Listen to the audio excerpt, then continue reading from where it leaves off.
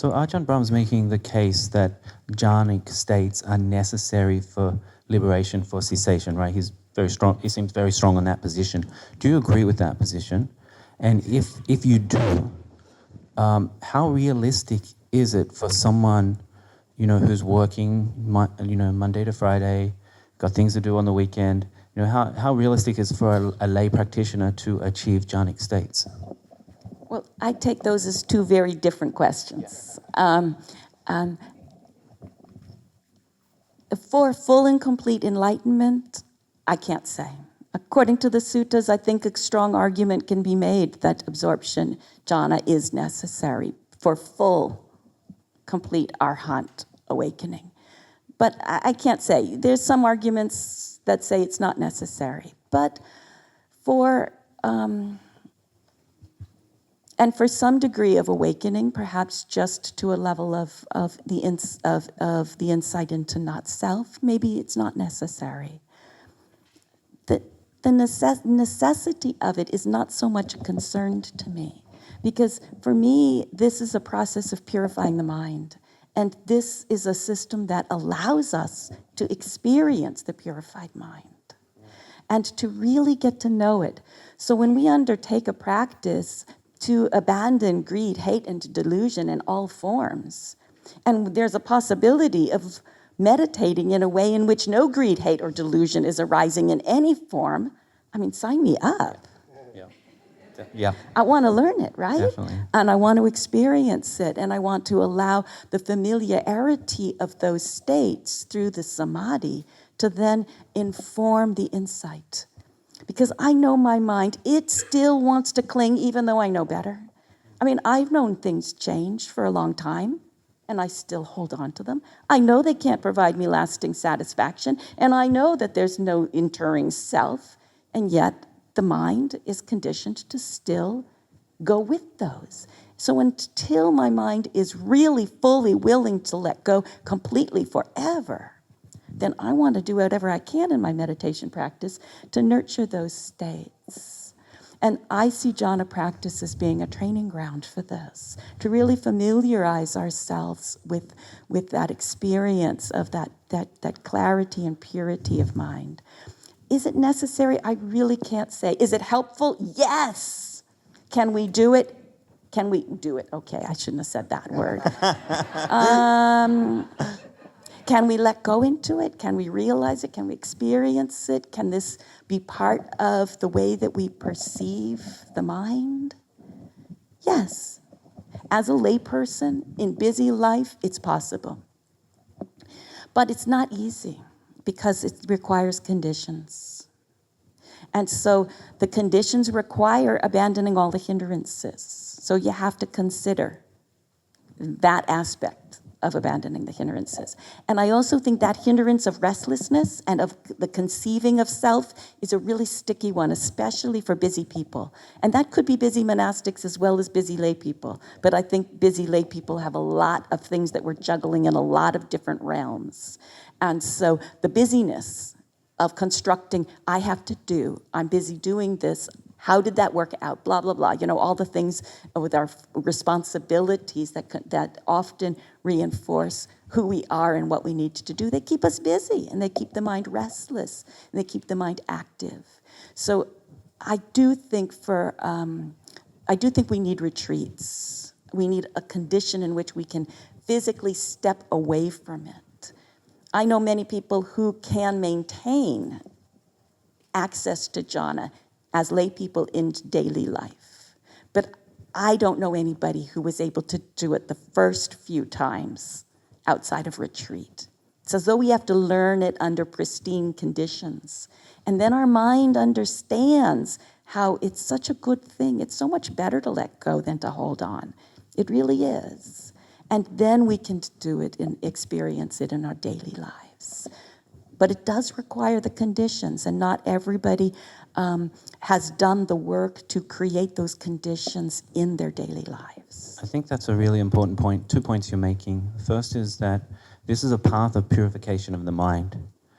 And as inconvenient as it might seem, this requires retreat practice to get full advantage of that and to progress. I hate to say that it requires retreat practice because I never see anywhere in the suttas that the Buddha went on a 10-day retreat. Well, okay, he went off to the forest for 2 weeks and he did certain things, but they didn't, it's not exactly what we do where we go to a retreat center perhaps. So I hate to say that it's required. I just don't know anybody. Those conditions, retreats are designed for samadhi. Yeah. But what I was going to say is that it's become fashionable to say that, meditation isn't really about achieving these transcendent states that, and then hoping that some of the majesty of the transcendent state trickles down into daily life. But actually, meditation is about just being with our very human thoughts and feelings and emotions and not trying to escape them. So when you hear things like that, what do you think? Maybe Ajahn Brahm. The whole language has confused the issue. You cannot escape them. You disappear, and then escape happens. Mm-hmm. So it's the whole idea of understanding this non-self. And even to let go, you can't let go. You try it. I once thought I was smart and developed a simile of the hand.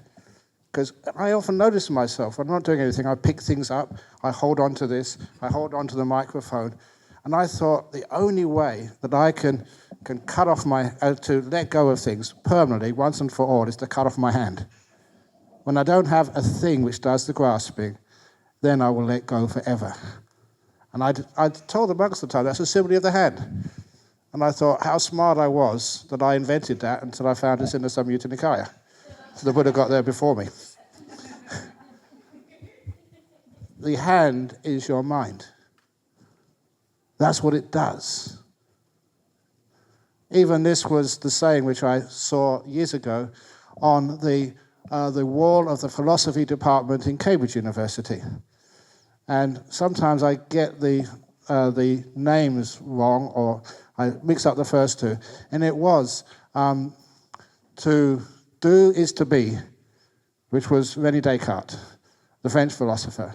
Underneath that, turn it around, instead of to do is to be is to do, Jean-Paul Sartre, the existential philosopher. And underneath that was a modern American philosopher, do, be, Frank Sinatra. Now, I have to tell some sort of funny story, no matter how serious this conversation is, but that is an important point. Where there is a doer, there is a beer. Where there's being, there's doing, which is one of the reasons to get stillness, to let go and stop the doer, you have to abandon the being, the bhavadanha, the craving to exist, the attachment to being. And it is just muddying the waters to call this becoming. It's not becoming, it's actually being. Bhava, present tense. Not bhava, which is another sort of form of that word, a derivative, which is actually become. This is being. So the idea of letting go of the craving to be, which is the strongest of all of the attachments and cravings which the human being can feel. To do that, we have to totally let go. And that's why it's scary. Because you're not there anymore. You're gone, baby. You're gone. Sorry, that's my nature. Sometimes people do experience fear when they first enter these absorption states because they're so unfamiliar. They're so different. It's not unusual to find a student a little bit shocked at, whoa, and they come right out, or they're agitated a little bit by their first experience of it. But when we look at the state, we find that there's nothing to fear in them. They're beautiful states that are joyous and wholesome. We find not a trace of defilement in them. And when we take a moment to actually reflect on what that state was, that may have been quite unfamiliar because we're not processing information now through the sense doors in terms of what is to my advantage, which is a kind of an ordinary way of perceiving things. But we're absorbed with our meditation subject with sublime joy. It really can be shocking, and not everybody experiences fear, but some people do, and I think it's worth mentioning that. Even the Buddha experienced it. Before he became enlightened, he said, "Why should I be afraid Yeah. of that bliss in jhanas, which has nothing to do with the world?" And he was remembering his first experience under the rose apple tree as a young kid. And then he said, "I will not be afraid. Maybe this is a path to Bodhi, enlightenment, awakening." And he realized, yes, this is a path. And that's why he developed those jhanas under the Bodhi tree. Yeah, and it's a beautiful example of how we can let go and also see clearly what is the experience, and let go and see clearly what it is. So it's not just like being pulled into some altered experience blindly. We're actually seeing what that is, and there's a reflection on the wholesome state. And there's a sense of it leading to the profound experiences of release. Yes. That idea that you feel, you know, when you first experience these jhanas, this is powerful, this is scary as hell, but it's going to take me to somewhere really amazing, wonderful. And then if you look at sort of how the Buddha described them, it reinforces the Buddha experienced the fear as well. It makes you feel in good company. And also that as it sort of draws you in, you let go, allow it to happen. Especially you have the confidence. It's one of the reasons why I'm very glad that we're here, you're teaching this and I'm teaching this. There's nothing to fear. There's beautiful wisdom and insight. You will not get stuck in the jhanas. What will happen is you get enormous wisdom. And it transcends gender. It transcends any sort of age. It transcends any tradition. Oh, yeah. But that is one danger, which I often say, that people who do a lot of jhanas, I'm sorry, Shayla, but there is a danger. You may lose your hair. Is that a sign? Yeah. So if people are encountering this fear, what do you instruct them? To go for it. Look, we have so many fears in our modern society. And sometimes people go, what would you see the other day? Somebody doing a jump off the cliffs. And they want to do this. They want to go riding in fast cars. There's many things they're afraid of. Why be afraid of something which you feel is blissful, pure, and why? You hear, this is one of the reasons I speak here, to try and say, look, please do not be afraid. Or hopefully that you've known me and Shayla for long enough to know that I don't get anything out of this. I'm not trying to exploit you. I'm not trying to get more disciples. I've got more than enough. Do you want some? All this is because I was afraid. I'm making a claim now. Okay, but anyway, I know a monk I'm very close to who was really scared, was blissed out, and wondered what the heck are these states. And because no one had ever told me about them, they'd never been explained to me. They were there, but I never understood them, which is one of the reasons why, that I have to share them with you.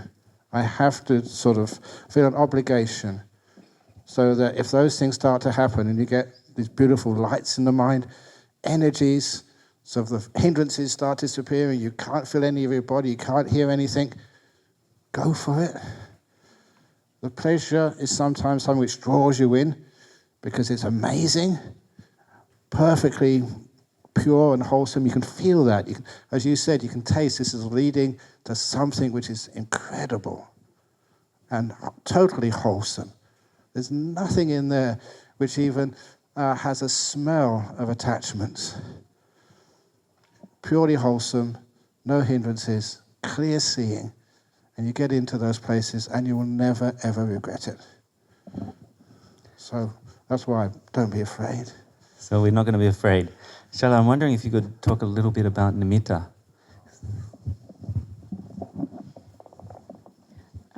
the term nimitta is often used in the practices of jhana, and it basically means sign, mark. And it can be an ordinary term. It doesn't necessarily mean the only reference to nimitta is not just to the samadhi nimitta. You can find it for any sign. That's the way perception operates, is we know through signs. We know through mental signs of things what something is. But there is a transformation not only of the qualities of happiness that occur in the deepening of samadhi, but there's a transformation of the way that we know our meditation subject. For example, if you're using a perception like the breath, such as the breath, that's a common and very versatile object for meditation. You can perceive the breath in many different ways. You can perceive changing sensations of the breath, but it's also possible to maintain a continuity of mindfulness on breath in such a way that the physicality of the sensations disappears from perception, and now the breath becomes known as a mental sign of the breath. That is perceived slightly differently for different people, but it's very frequently perceived as a luminosity in the mind, a mental knowing of breath. And so this now is a mental sign, and mind can very easily absorb with this mental experience. So it's not now having to go out and process a tingle, a cold, a pressure, a rising, a falling, a this and a that, all the changing experiences of breath. But it has a steady and very subtle, very beautiful, subtle perception where the mind can rest and absorb through that perception that was derived from the breath. But you can also, there's other kinds of nimittas that develop with other meditation practices. But I think maybe the breath is the most common of the practices, at least that are taught in the contemporary circles that I wander through. Ajahn Brahm, could you talk a little bit about the relationship between the breath and nimitta? Yes, I totally agree with you there. But what happens is that you can read this in the Anapanasati Sutta, that when you get deeper into the breathing, you experience this not as a kaya sankhara, but as a chitta sankhara. It is the mental image of the breath.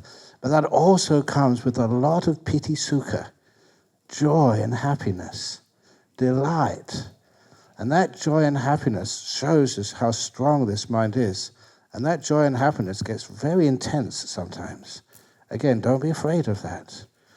And the nimittas, as far as the development of jhanas are concerned, please excuse me, he's a great monk, he's Venerable Bhikkhu Bodhi, but sometimes I do scold him for some of his translations. And there is a whole sutta on how to develop the nimittas. It's called the Upakilesa Sutta. But unless you know Pali, then you miss it, because Venerable Bhikkhu Bodhi always translates as that thing. And when I scold him, I said, well, it's in the footnotes. It's like, when you have a contract to buy a car, and he said, well, it's in the footnotes, you have to buy your own steering wheel or something. So it's there, but people miss it. And I say this because I take the opportunity. People say, the Buddha never mentioned nimittas in the context of jhana. So what are you talking about? It's there. Sometimes I get it mixed up. It's either Majjhima 128, I think. 108 is a Gopaka Moggallana Sutta. Sometimes I get it the other way around. It's there. All the different defilements and how you actually work with these nimittas in order to calm them down, brighten them up, strengthen them, until they're strong enough to draw you in to these jhana states. So those nimittas are brilliant. And I tell this because many people have these experiences. They meditate, there's beautiful lights in the mind. Or sometimes they flow through the minds. They're like firework nimittas or ping pong nimittas.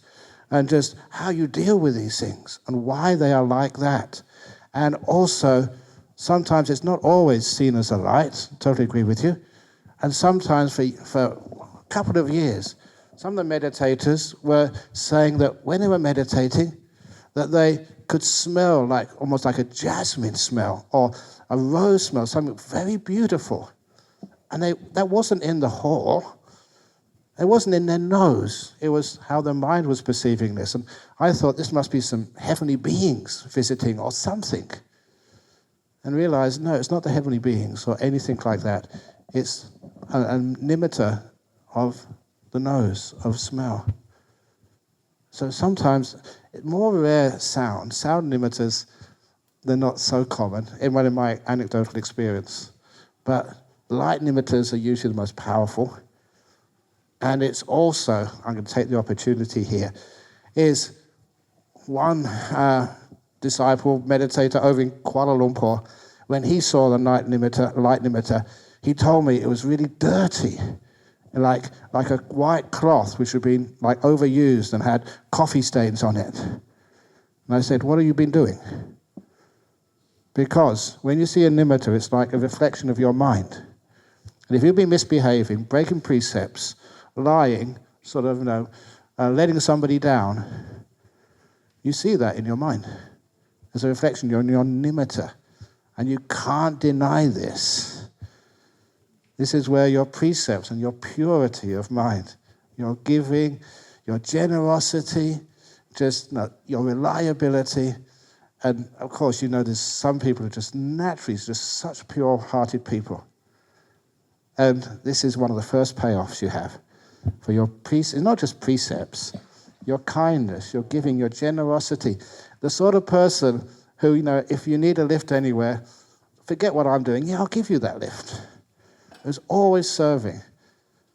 And those people, when the nimittas come up, whoa, they're mind-blowing. They're beautiful. Because you're seeing a reflection of your mind. And you can't deny it. You get the insights into the importance of meditation, of your precepts, of your generosity, of your goodness, of your kindness. And that's direct. You can't miss it. So we're almost out of time, or we are out of time, but and we're almost to the first jhana, so we're going to have to come back and do this again. And I'll invite Bhikkhu Bodhi for the next one. That'll be fun. Yeah. And I know it's good. and so I think that'll be a great discussion. But Shaila, did you want to finish with some words about encouragement for us all to go out and practice deep states of meditation? Yes. Yes, good. That's exactly right. Go for it. I do think that sometimes meditators sell themselves short and think that they need decades or years or months in retreat in order to even approach these states. But if we have the right attitude and we recognize, as Ajahn is saying, that right concentration is based upon virtue, then as we're practicing our virtue, we are clearing the mind. We're clearing the space. As we work with the hindrances skillfully, then we'll be able to let them go. There are so many things that we can do in daily life to eliminate or work more skillfully with the things that kind of are corruptions to our mind or that perpetually distract us. And if we do a little bit here and there, we do create greater conditions, better conditions for concentration. And at some point, those conditions mature. So I guess I just want to say, don't sell yourself short. Give yourself the respect to cultivate this path. And this path includes samadhi. It's not just for somebody who's spent 20 years in a cave. It's for every meditator to cultivate samadhi. And it is available. It's not that every one of us is going to experience jhana in our next retreat. We can't But predict everybody that. can. It's possible. It's possible. It depends upon conditions, and we can cultivate those conditions.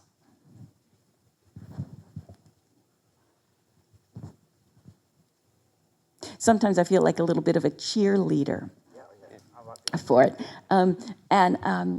But I do think one of the things that I've appreciated about this conversation is one of the things that sometimes the cheering for is, oh, what blissful states, oh, what happy states, oh, what joyous, rapturous states. They are.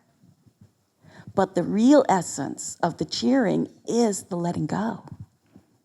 It's to know the mind of peace. It's to know the purity of the mind, the beauty of the mind that is not corrupted by the defilements. And that's what brings the great joy.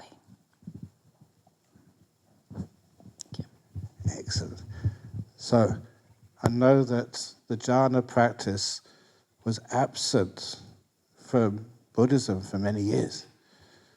And I do remember that even when Ayakema came to visit Bodhinyana when I'd just taken over as the boss, the teacher, and I invited her to give the talk to all the monks, sit on the high Dhamma seat and give a talk, which took her back a little bit. I've always wanted equity. And then she said afterwards, she gave a talk on jhanas. She said, that probably upset you, didn't it? I said, no, we talk about those all the time. And she was really quite stunned. And I remember going to another monastery, and I was talking about jhanas. And one of the monks, as soon as I came out of the reception area, he grabbed me by the shoulder and pulled me aside, and he looked around, make sure that no one was listening, and he whispered, thank you for teaching jhanas. It was like I was sharing pornography or something. Because it wasn't done. And all those years, that really encouraged me to teach more. Anything which is forbidden, that's no, which is not outside my precepts. And then just give it a try to teach lay people. And I don't know, maybe because I'm just maybe too much of a socialist brought up because I come from a poor family. But why should you stop certain people from enjoying the jhanas? So people tell me, well, maybe teach your monks and maybe some nuns, but don't teach the lay people. And that really encouraged me.